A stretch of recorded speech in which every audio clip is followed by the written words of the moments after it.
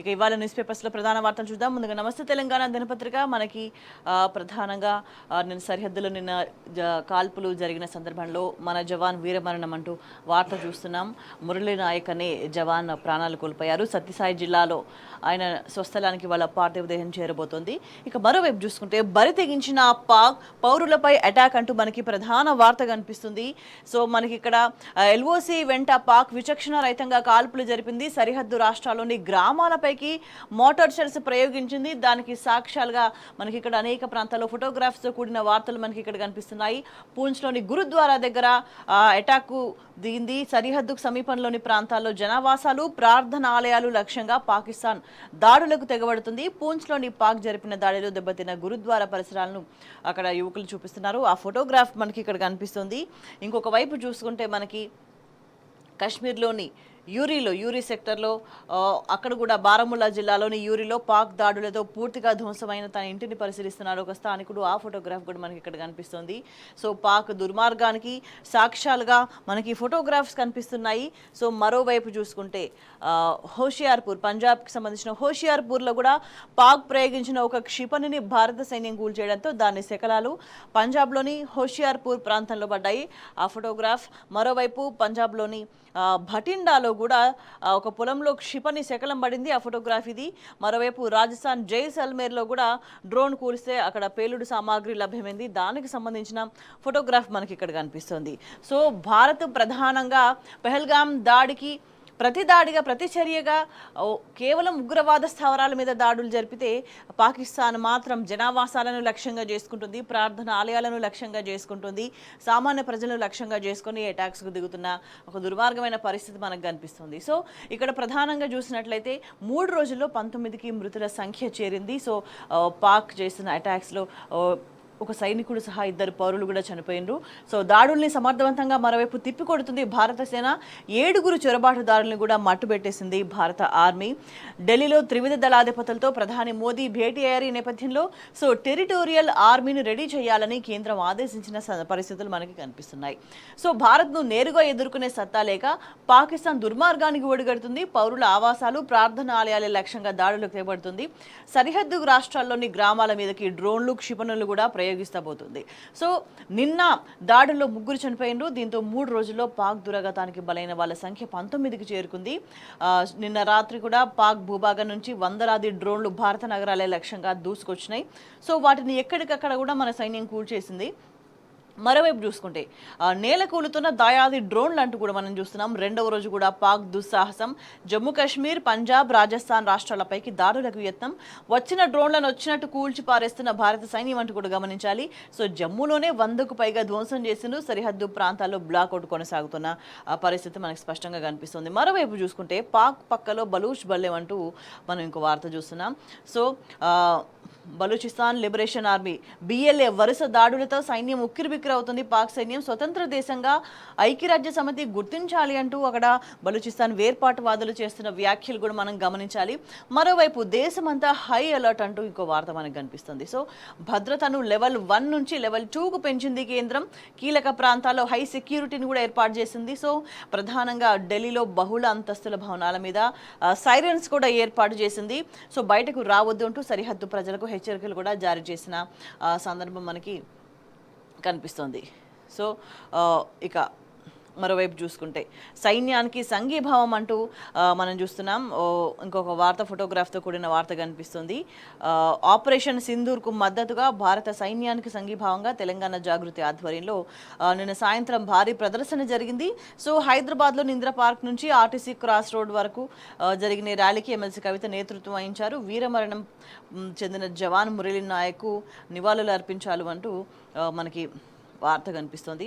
So మరోవైపు gratuity ఉద్యోగుల హక్కు దానం కాదు అంటూ హైకోర్టు చేసిన వ్యాఖ్యలు కనిపిస్తున్నాయి. మరోవైపు అమరులకు నివాళి అంటూ మనం ఇంకొక ఫోటోగ్రాఫ్తో కూడిన వార్త చూస్తున్నాం. పెహల్గాం ఉగ్రదాడిలో మరణించిన పర్యాటకులకు, పాక్ కాల్పులో ప్రాణాలు కోల్పోయిన పౌరులకు సైనికుడికి శుక్రవారం ఖమ్మంలో జరిగిన ఒక కార్యక్రమంలో నివాళులు అర్పిస్తున్నారు. BRS working president KTR, MP Vaddiraju Ravichandra, MLC Tata Madhu, మాజీ మంత్రి పువ్వాడ అజయ్, మాజీ ఎమ్మెల్యేలు, ఇతర నేతలంతా కూడా.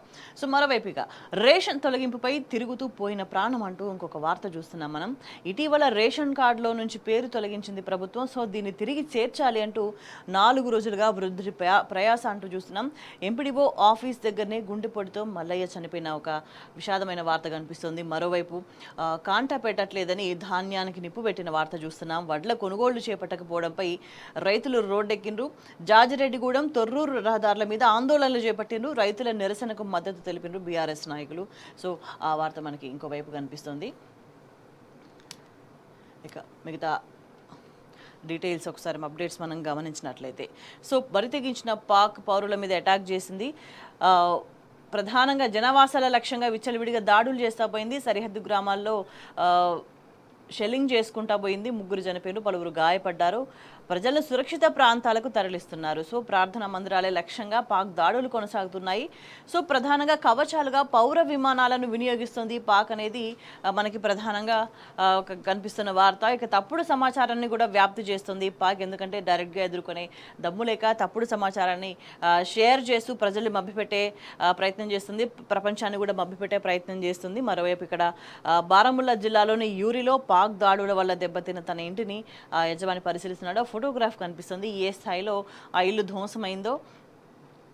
సో అనేక చోట్ల సరిహద్దు గ్రామాల్లో శకలాలను కూడా కనిపిస్తున్న పరిస్థితి కనిపిస్తుంది మనకి. మరోవైపు చూసుకుంటే సో దాయాది డ్రోన్స్లో కూల్చివేత అంటూ మనం ప్రధానంగా చూస్తున్నాం. రెండో రోజు కూడా పాక్ దుస్సాహసానికి ఒడిగట్టింది. వందల సంఖ్యలో డ్రోన్లు కూడా దూసుకొచ్చినాయి. కశ్మీర్, పంజాబ్, రాజస్థాన్లో దాడులు జరిగినాయి. సమర్థంగా తిప్పికొట్టింది భారత ఆర్మీ. ఒక్క జమ్మూ కాశ్మీర్లోనే 100కు పైగా డ్రోన్లను కూల్చివేసింది భారత ఆర్మీ. సో నియంత్రణ రేఖ వెంట పాకిస్తాన్ విచక్షణ రహితంగా మరోవైపు కాల్పులు కొనసాగిస్తుంది. సరిహద్దు రాష్ట్రాల్లోని పలు ప్రాంతాల్లో బ్లాక్అవుట్ కొనసాగుతుంది. సైరన్ల మోత మోగుతున్న పరిస్థితి మనకి చాలా స్పష్టంగా కనిపిస్తోంది. సో మరోవైపు చూసుకుంటే నిన్న జరిగిన కాల్పుల్లో ఆర్మీ జవాన్ వీరమరణం అంటూ చూస్తున్నాం. తెలుగు జవాన్ ప్రాణాలు కోల్పోయినరు. సైనికుడు మురళీ నాయక్ ఆంధ్రప్రదేశ్లోని సత్యసాయి జిల్లా కల్లితండాకు చెందిన వ్యక్తి. ఇతను 2022లో అగ్నివీర్గా సైన్యంలో చేరిండు. ఇవాళ స్వస్థలానికి ఆయన పార్థివ దేహం చేరబోతుంది. నివాళులు అర్పిస్తున్నారు అంతా కూడా. సో తల్లి ఆవేదన వ్యక్తం చేస్తుంది. ఆ తల్లి ఆవేదన చూస్తున్న వాళ్ళందరూ గుండెలు అవిసిపోతున్నాయి. దేశం దేశం అంటూ దేశం కోసమే ప్రాణం ఇచ్చావా బిడ్డ అంటూ ఆ తల్లి కన్నీరు పెడుతుంది. సో కొడుకు భవిష్యత్తును ముష్కరులు ఒక్క నిమిషంలోనే చెరిపివేసిన ఘటన తలుచుకుంటూ ఆ తండ్రిని చూసి చెల్లించని హృదయం లేదంటూ చూస్తున్నాం. బతికితే సైనికుడుగానే బతుకుతా, చేస్తే సైనికుడుగానే చేస్తా అన్న మురళీ నాయక్ మాటల్ని తలుచుకొని బంధుమిత్రులంతా కూడా రోధిస్తున్న పరిస్థితి కనిపిస్తుంది. సో ఆయన వీరమరణం పొందిన తర్వాత ఆయన స్వస్థలంలో దృశ్యాలు మనకి ఇక్కడ ఫోటోగ్రాఫ్లో మనకి కనిపిస్తున్నాయి. మురళీ నాయక్ అశ్రు నివాళి అంటూ కేటీఆర్ నివాళి అర్పించిన వార్త కూడా మనకు కనిపిస్తుంది. మరో వార్త చూద్దాం మనం. సైన్యానికి అండగా నిలుద్దామంటూ మరో హెడ్డింగ్ కనిపిస్తుంది మనకి ఇక్కడ. సరిహద్దుల్లో యుద్ధ వాతావరణం ఉండగా అందాల పోటీలు వద్దు, పాలన చేతగానే సీఎం రేవంత్ రెడ్డి రాజీనామా చేయాలి అంటూ ఎమ్మెల్సీ కవిత డిమాండ్ చేసిండ్రు. సో ఆపరేషన్ సింధూర్కు మద్దతుగా భారత జాగృతి భారీ ర్యాలీ నిర్వహించింది. వీరమరణం పొందిన సైనికుడు మురళీ నాయక్ కూడా ఘన నివాళి అర్పించింది. సో ఈ నేపథ్యంలో మనకి ఇక్కడ అందాల పోటీలు వాయిదా వేయాలి అంటూ డిమాండ్ చేసిన పరిస్థితి కనిపిస్తుంది. దేశంలో యుద్ధ వాతావరణం నెలకొన్న క్రమంలో రాష్ట్రంలో నిర్వహించ తలపెట్టిన మిస్ వరల్డ్ పోటీలను వాయిదా వేయాలని, ఐపీఎల్ను వాయిదా వేసినట్టుగా మిస్ వరల్డ్ పోటీలను కూడా వాయిదా వేయాలని ప్రభుత్వానికి కవిత విజ్ఞప్తి చేసిండ్రు. సో దేశంలో యుద్ధ వాతావరణం నెలకొంటే తెలంగాణలో అందాల పోటీలు పెట్టారు అన్న అపవాదం వస్తుందన్నారు. సో ఇది విజ్ఞత ప్రదర్శించాల్సిన సమయం అని, తప్పుడు సంకేతాలకు తావివ్వకూడదని అభిప్రాయపడ్డారు. ఒక విలేకరు అడిగిన ప్రశ్నకు రాష్ట్ర ముఖ్యమంత్రికి రాష్ట్ర ఆదాయాన్ని పెంచడం చేత కాకపోతే, ఇచ్చిన హామీలను నెరవేర్చే పరిస్థితి లేకపోతే పదవి నుంచి తప్పుకోవాలని కూడా సూచించారు. పరిపాలన చేతగానే సీఎం తక్షణమే రాజీనామా చేయాలని కూడా డిమాండ్ చేశారు. ప్రభుత్వ ఉద్యోగులైనా ప్రజలైనా కాంగ్రెస్ ఇచ్చిన హామీలను అమలు చేయాలని అడుగుతున్నారని, గొంతమ్మ కోరికలు ఇంకా కోరట్లేదని ఆమె స్పష్టం చేసిండ్రు. సో ముఖ్యమంత్రి ఎప్పుడు ఏం మాట్లాడుతున్నారో అర్థం కావట్లేదు, రాష్ట్ర ప్రతిష్టను దిగజార్చేలా మాట్లాడడం మీద ప్రజలు నవ్వుకుంటున్నారు అని కవిత వ్యాఖ్యల్ని మనం గమనించవచ్చు. సో ఇక మిగతా వార్తలు ఒకసారి మనం చూస్తే, సో ప్రధానంగా ఉద్రిక్తతల నేపథ్యంలో బార్డర్లో దేశం అంతా కూడా హై అలర్ట్ కొనసాగుతుంది. మెయిన్గా భద్రతకు సంబంధించి భద్రతను లెవెల్ 1 నుంచి లెవెల్ 2కు పెంచింది కేంద్రం. సో పాక్తో ఉద్రిక్తతల నేపథ్యంలో దేశవ్యాప్తంగా భద్రతను పెంచారు. షిప్ యార్డ్లు, నౌకలు, ఎయిర్పోర్ట్లు, వైమానిక స్థావరాలు, రక్షణ కేంద్రాలు ఇట్లా అన్ని ప్రాంతాల్లో కూడా హై సెక్యూరిటీ కొనసాగుతుంది. సో ఈ ఆదేశాలు కూడా తక్షణమే అమలు చేయాలంటూ కూడా డైరెక్టరేట్లకు సందేశాన్ని పంపించారు. ఈ నేపథ్యంలో ఢిల్లీలో పటిష్ట భద్రత కొనసాగుతుంది. మల్టీ స్టోర్ బిల్డింగ్స్, బహుళ అంతస్తుల భవనాల మీద సైరన్లు కూడా ఫిక్స్ చేస్తున్న సిచ్యువేషన్ కనిపిస్తుంది. అండ్ ప్రధానంగా పాక్ భారత్ మధ్య ఉద్రిక్తతలు నెలకొన్న నేపథ్యంలో ట్రావెల్ ఏజెన్సీ సంస్థలు ఈజీ మై ట్రిప్ భారత్లోని తన వినియోగదారులకు కీలక సూచనలు చేసింది. సో తుర్కీ, అజర్బైజాన్ దేశాలు పాకిస్తాన్కు మద్దతు ప్రకటించిన నేపథ్యంలో ఆయా దేశాలకు అత్యవసరమైతేనే పర్యటించాలని కూడా సూచించింది. సో ఈ మేరకు ఎక్స్లో పోస్ట్ చేసిన సందర్భం మనకు కనిపిస్తుంది. ఇక మరోవైపు చూసుకుంటే 7 ముష్కరుల హతం అంటూ మరో వార్త చూస్తున్నాం. సరిహద్దులో చొరబాటు యత్నం, మట్టుబెట్టిన సరిహద్దు భద్రతా దళం అంటూ కూడా చూస్తున్నాం. ఎప్పటికప్పుడు కూడా భారత సైన్యం పాక్ ప్రయత్నాల్లో తిప్పికొడుతుంది. సో పాక్తో సాయుధ ఘర్షణ జరుగుతున్న పరిస్థితిని అడ్డం పెట్టుకుని సరిహద్దు దాటి చొరబడేందుకు ప్రయత్నించిన 7 ఉగ్రవాదులను హతం చేసినట్టుగా బీఎస్ఎఫ్ ప్రకటించింది. జమ్మూలోని భారత్ పాక్ మధ్య ఉన్న అంతర్జాతీయ సరిహద్దు నుంచి ఉగ్రవాదులు చొరబడడానికి ప్రయత్నించారని కూడా తెలిపింది. సో సాంబా జిల్లాలో మొన్న రాత్రి 11 గంటల సమయంలో గురువారం రోజు ఉగ్రవాదులతో కూడిన పెద్ద గుంపును తమ సర్వేలెన్స్ గ్రిడ్ గుర్తించిందని చెప్పింది. ధందార్ పోస్ట్ నుంచి పాకిస్తాన్ రేంజర్స్ ఒకవైపు భారత్ మీద కాల్పులు జరుపుతుంటే వాటి ఆసరాగా ఉగ్రవాదులు భారత్లోకి చొరబడడానికి ప్రయత్నించారు. సో బీఎస్ఎఫ్ దళాలు చొరబాటుదారుల మీద పెద్ద ఎత్తున విరుచుకుపడ్డాయి. ఈ కాల్పుల్లో 7 ఉగ్రవాదులు చనిపోయినారు. ధందార్ పోస్ట్ కూడా భారీగా ధ్వంసమైందనే సమాచారం ఇచ్చింది. సో మరణించిన ఉగ్రవాదుల సంఖ్య ఇంకా ఎక్కువగా ఉండొచ్చని అధికారులు కూడా అంటున్నారు. సో బీఎస్ఎఫ్ కాల్పులో బంకర్ ధ్వంసమైన దృశ్యాలకు సంబంధించి ఒక వీడియోను కూడా బీఎస్ఎఫ్ విడుదల చేస్తుందనేది మనకు కనిపిస్తుంది. మరోవైపు చండీగఢ్లో సైరన్ల మోత అంటూ మనం చూస్తున్నాం. ఇండ్ల నుంచి బయటకు రావద్దు అని ప్రజలకు విజ్ఞప్తి చేస్తున్న వార్త మనకి కనిపిస్తుంది. సో మెయిన్గా భద్రతను పెంచినని కూడా మనం వార్త చూస్తున్నాం. ఎక్కడెక్కడ భద్రత పెంచినారు అని అంటే పోర్ట్లు, షిప్ యార్డ్స్, నౌకలు, టెర్మినల్స్, విమానాశ్రయాలు, వైమానిక స్థావరాలు, వైమానిక దళ స్టేషన్లు, హెలిప్యాడ్స్, ఏవియేషన్ శిక్షణ కేంద్రాలు, పౌర విమాన కేంద్రాలు, ఆయుధ కర్మాగారాలు, defence research and testing centres, ఆర్థిక సంస్థలు, పరిపాలన భవనాలు, కట్టడాలు, న్యాయస్థానాలు, సివరేజ్ ప్లాంట్స్, ఆహార నిల్వ గోడౌన్స్. సో ఈ ప్రదేశాల్లో లెవెల్ 1 నుంచి లెవెల్ 2కి భద్రతను పెంచిన పరిస్థితి కనిపిస్తుంది. మరోవైపు చూసుకుంటే మనకి ఇక్కడ అవసరమైతే రంగంలోకి టెరిటోరియల్ ఆర్మీ అంటూ మనం వార్త చూస్తున్నాం. సో సైనిక రిజర్వ్ దళాన్ని దించాలని కేంద్రం నిర్ణయించింది. సైన్య అధ్యక్షుడికి మరిన్ని అధికారాలు ఇస్తూ టెరిటోరియల్ ఆర్మీలో మనకి ఇక్కడ కపిల్ దేవ్ ధోని కూడా ఉన్నారు. సో ప్రధానంగా అవసరమైతే ఈ టెరిటోరియల్ ఆర్మీని రంగంలోకి దింపాలని కూడా ప్రభుత్వం ఆదేశాలు జారీ చేసింది. మరోవైపు చూసుకుంటే 400 డ్రోన్లతో పాక్ దాడి అంటూ మనం వార్త చూస్తున్నాం. అన్నింటినీ కూల్చేసింది భారత సైన్యం. పౌర విమానాలను రక్షణ కవచంగా వాడుతూ దాడికి పాకిస్తాన్ ప్రయత్నించింది. ఈ మేరకు విదేశాంగ శాఖ కార్యదర్శి సైన్యం కూడా సమాచారం అందించిన పరిస్థితి కనిపిస్తుంది. మనకి ఇక్కడ ఫోటోగ్రాఫ్ కూడా కనిపిస్తుంది. పాక్ డ్రోన్లను ధ్వంసం చేస్తున్న భారత్ అంటూ. సో ప్రధానంగా ప్రార్థనా స్థలాల మీద పాక్ దాడి చేస్తూ వచ్చింది. కానీ మేము చేయలేదు డ్రోన్ దాడులు అంటూ పాకిస్తాన్ మళ్ళీ అబద్ధాలు ఆడుతున్న పరిస్థితి మనకి కనిపిస్తుంది. ఇంకా మరోవైపు చూసుకుంటే ప్రధానంగా ఈ ఉద్రిక్తతల నేపథ్యంలో త్రివిధ దళాధిపతులతో ప్రధాని భేటీ అంటూ మనం ఇంకో వార్త చూస్తున్నాం. సో ఎప్పటికప్పుడు కూడా సమీక్ష కొనసాగుతుంది. సిడిఎస్తో రాజ్నాథ్ కూడా భేటీ అయినారు. వైద్య సదుపాయాలకు సంబంధించి కేంద్ర ఆరోగ్య శాఖ మంత్రి నడ్డా కూడా సమీక్ష నిర్వహించారు. సో బ్యాంకింగ్ సేవలో అంతరాయం రావద్దంటూ నిర్మల ఇచ్చిన ఆదేశాలు కూడా మనకి ఇక్కడ స్పష్టంగా కనిపిస్తున్నాయి. సో ఇంకా మిగతా అప్డేట్స్ ఒకసారి మనం గమనించినట్లయితే ప్రధానంగా సమాచారం పుష్కలంగా చమురు నిల్వలున్నాయి, ఆందోళన వద్దు అంటూ చమురు సంస్థలు ప్రకటించినాయి. పాకిస్తాన్తో యుద్ధ వాతావరణం నెలకొన్నంతో దేశంలోని చమురు గ్యాస్ నిల్వలకు సంబంధించి కేంద్రం ఒక క్లారిటీ ఇచ్చింది. పెట్రోల్, డీజిల్, వంట గ్యాస్ నిల్వలు పుష్కలంగా ఉన్నాయని, ప్రజలు ఆందోళన చెందాల్సిన అవసరం లేదు అని చమురు కంపెనీలు పేర్కొన్నాయి. అవసరం లేకున్నా కూడా కంగారు పడి వాటిని కొనుగోలు చేయాల్సిన అవసరం లేదు అని కూడా Indian oil corporation, Bharat petroleum corporation limited, Hindustan petroleum corporation limited కూడా వేరువేరు ప్రకటనలు చేసిన పరిస్థితి కనిపిస్తుంది. మరోవైపు ప్రధానంగా ఆహార నిల్వలకు సంబంధించి కూడా ఆహార నిల్వలపై వ్యాపారులకు హెచ్చరిక, ప్రభుత్వం వద్ద తగినన్ని నిల్వలు ఉన్నాయంటూ కూడా కేంద్ర మంత్రి ప్రహ్లాద్ జోషి మాట్లాడిన మాటలు కనిపిస్తున్నాయి. మరోవైపు ఏటీఎంల మూత ఉత్తదే సేవలు యథావిధిగా నడుస్తున్నాయని బ్యాంక్స్ కూడా అనౌన్స్ చేసిన పరిస్థితి కనిపిస్తుంది. ఇండియా పాక్ మధ్య యుద్ధ మేఘాలు కమ్ముకున్న వేళ సోషల్ మీడియాలో ఫేక్ వార్తలు అనేవి విచ్చలవిడిగా స్ప్రెడ్ అవుతా ఉన్నాయి. సో ఇందులో ఏటీఎంస్ కూడా మూతపడబోతున్నాయన్న వార్త ఒకటి కనిపిస్తుంది. సో దీనికి సంబంధించి state bank of India, Punjab national bank, bank of Baroda, Canara bank, Sindh bank, bank of India ఇట్లా పలు బ్యాంక్స్ అన్ని కూడా స్పందించినాయి. ఈ ప్రచారాల్లో ఎటువంటి నిజం లేదు.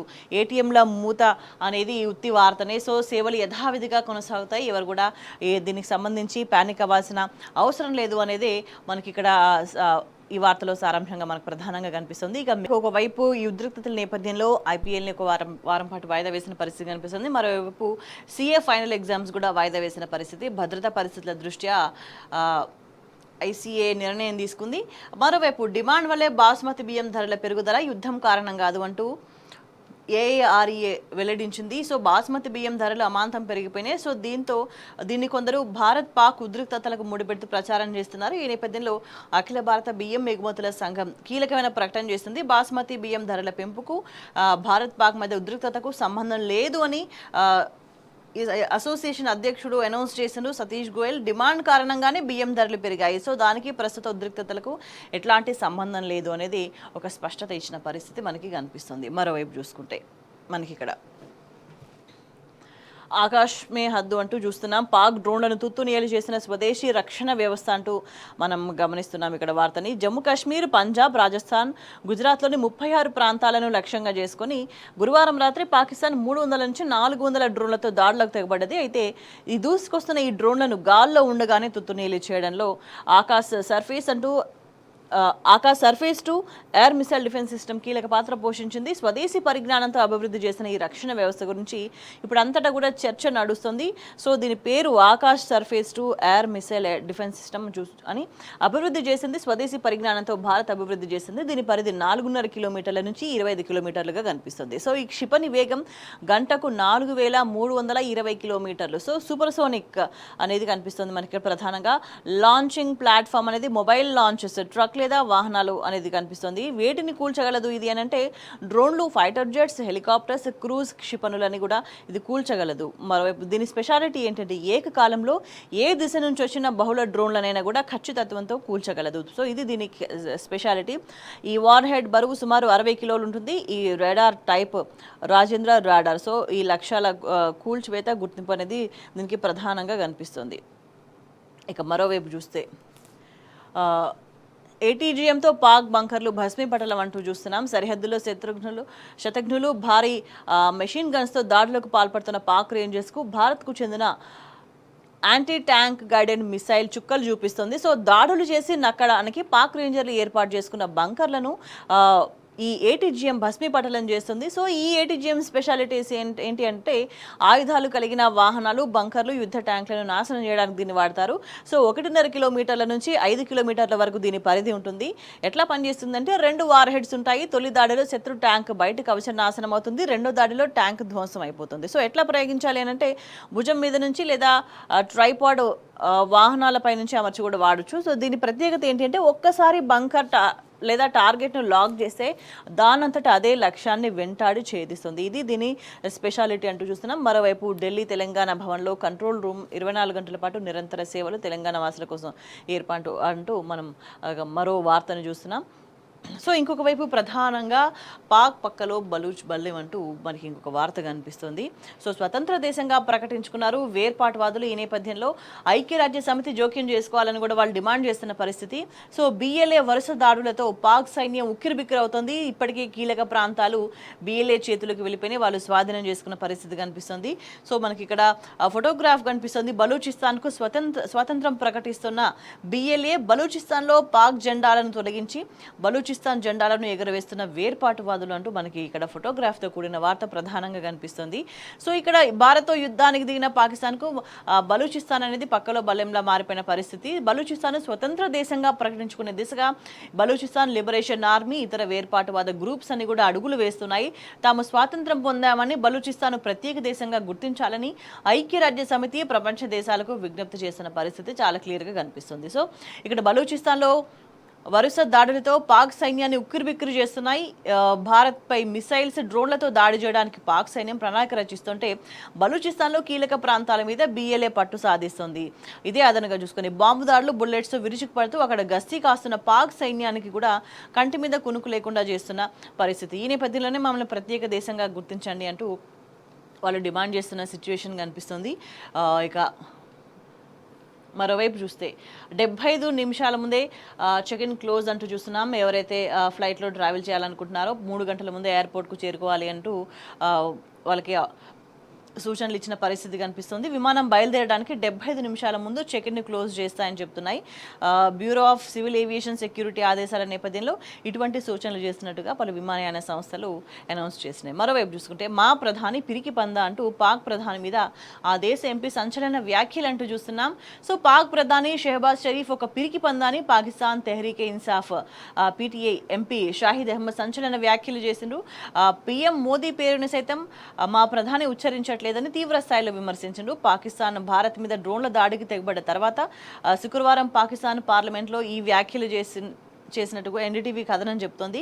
పాకిస్తాన్కు చెందిన ప్రజాప్రతినిధి ఆ దేశ ప్రధాని మీద చేసిన ఈ వ్యాఖ్యలు ఇప్పుడు ప్రస్తుతం సోషల్ మీడియాలో వైరల్గా మారిపోయిన పరిస్థితి కనిపిస్తుంది. సో పాక్ ప్రధాని మీద ఈ మధ్య రీసెంట్గా సొంత దేశంలో తీవ్ర స్థాయిలో విమర్శలు వెలువెత్తుతున్నాయి. భారత్ పాకిస్తాన్లోని ఉగ్రస్థావరాలపై దాడి తర్వాత షెహబాజ్ షరీఫ్ మీడియా సమావేశం నిర్వహించిండు. ఈ ప్రెస్ కాన్ఫరెన్స్ మీద పాక్ ప్రజలు కూడా తీవ్ర స్థాయిలో తమ ఆగ్రహాన్ని వ్యక్తం చేసిన పరిస్థితి చాలా స్పష్టంగా కనిపిస్తుంది. ఇక మరోవైపు చూస్తే ఇది ఫేజ్ 1 మాత్రమే అంటూ ఇంకో హెడ్లైన్ చూస్తున్నాం మనం. దాడిపై ఎదురు దాడికి మన సైన్యం సిద్ధంగా ఉంది, దొంగ దెబ్బ తీయడమే పాక్ పని అంటూ విశ్రాంత మేనేజర్ SPS ఒబెరాయ్ చేసిన వ్యాఖ్యలు మనకి ఇక్కడ కనిపిస్తున్నాయి. మరోవైపు చూసుకుంటే ఇక్కడ కీలకంగా ఉగ్రవాదం మూలాలపై కొట్టాలి అంటూ మనకి ఇంకో వార్త కనిపిస్తుంది. అంతర్జాతీయ మార్కెట్లో పాకిస్తాన్ ఏకాకి, పాకిస్తాన్కు చైనా సాయం ఉండకపోవచ్చు అంటూ UN శాశ్వత ప్రతినిధి ఏలూరి శ్రీనివాసరావు చేసిన వ్యాఖ్యలు కూడా మనకి ఇక్కడ కీలకంగా కనిపిస్తున్నాయి.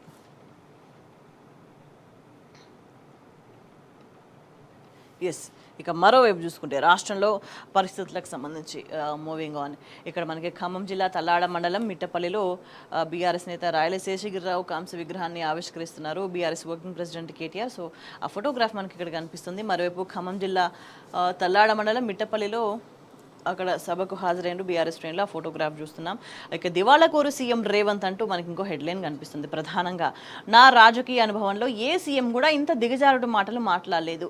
కేసీఆర్ పథకాల రద్దే కాంగ్రెస్ పాలన లక్ష్యం, స్థానిక ఎన్నికల్లో బీఆర్ఎస్ సత్తా చాటాలి, ఇంటి పార్టీలే ముద్దు, ఢిల్లీ పార్టీలను నమ్మొద్దు అన్నారు KTR. గులాబీ జెండానే రాష్ట్ర ప్రజల గుండె ధైర్యం అని కూడా చెప్పిండ్రు.